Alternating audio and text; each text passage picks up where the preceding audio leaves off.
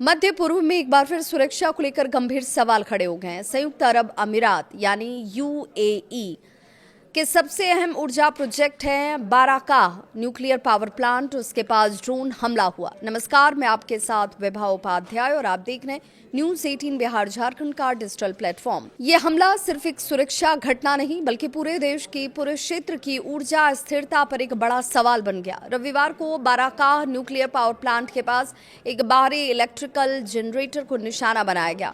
Reports के अनुसार एक ड्रोन हमले के कारण वहां आग लग गई। घटना के तुरंत बाद अबू धाबी के आपातकालीन विभाग सक्रिय हुए और स्थिति को नियंत्रण करने के लिए त्वरित कार्रवाई शुरू हुई। अब तक की जानकारी के मुताबिक इस हमले में किसी के घायल होने की कोई पुष्टि नहीं है। अबू धाबी मीडिया कार्यालय ने यह भी कहा कि आपातकालीन टीमों ने तुरंत प्रतिक्रिया दी और सभी आवश्यक एहतियाती कदम उठाए गए। सबसे महत्वपूर्ण बात यह कि federal authority for nuclear regulations FANR ने स्पष्ट किया है कि इस आग से प्लांट की सुरक्षा व्यवस्था या इसके किसी भी जरूरी सिस्टम पर कोई असर नहीं पड़ा है। यानी प्लांट के सभी यूनिट सामान्य रूप से काम कर रहे हैं। अब तक ये साफ नहीं हो पाया हालांकि कि ये हमला किसने किया। किसी भी संगठन ने अभी तक इसकी कोई जिम्मेदारी भी नहीं ली और जांच अब भी जारी है। लेकिन इस घटना ने एक बार फिर से मध्य पूर्व में बढ़ते तनाव और ड्रोन युद्ध की नई रणनीति को उजागर तो जरूर कर दिया। बाराकाह न्यूक्लियर पावर प्लांट यूएई का सबसे बड़ा और रणनीतिक ऊर्जा प्रोजेक्ट है। अब अबू धाबी के अल घाफ क्षेत्र में स्थित ये अरब दुनिया का पहला न्यूक्लियर पावर प्लांट माना जाता है और ये प्लांट यूएई की बिजली जरूरतों का लगभग 25% हिस्सा पूरा करता है और हर साल करीब 40 टेरावाट घंटे बिजली पैदा करता है। इसकी खास बात यह है कि ये 24/7 स्वच्छ और स्थिर ऊर्जा प्रदान करता है। अगर इस तरह के महत्वपूर्ण इंफ्रास्ट्रक्चर्स को नुकसान पहुंचता है तो इसका असर सिर्फ एक प्लांट तक सीमित नहीं होगा। यूएई की अर्थव्यवस्था और ऊर्जा आपूर्ति इस पूरे सिस्टम पर काफी हद तक निर्भर है।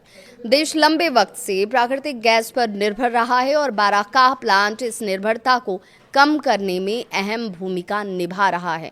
ये प्लांट केवल बिजली उत्पादन का केंद्र नहीं है बल्कि यूएई की दीर्घकालिक ऊर्जा रणनीति का आधार है।